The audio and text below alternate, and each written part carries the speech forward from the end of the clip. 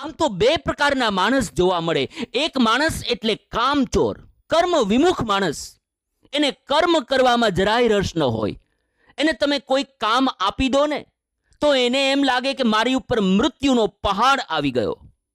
બિચારો હાંફળો પાપડો થઈ જાય, દુખી થઈ જાય, એ કામ જ ન કરે. અને છતાં પણ એની ઉપર દબાણ લાવવામાં આવે કામનું, તો ખરેખર એ કામ ન કરે, એ કર્મ ન કરે, પણ એ છેલ્લે વેઠ જ ઉતારે. એનું પરિણામ તમને કશું જ ન મળે. આ પ્રકારના કર્મ વિમુખ માણસ એ દેશ માટે નુકસાનકારક છે. અને બીજા કર્મ કરતા હોય તો એને ન કરવા દે. પોતે તો ન કરે પણ બીજાને ન કરવા દે. પણ એક માણસનો બીજો પ્રકાર છે, એક કર્મશીલ માણસ છે. એ માણસ કામ વગર રહી જ ન શકે. એનો સમય ન જાય, કંઈક ને કંઈક એને કામ જોઈએ જ. કામ ન હોય તો એ દુખી થઈ જાય, એને કંઈક કામ જોઈએ.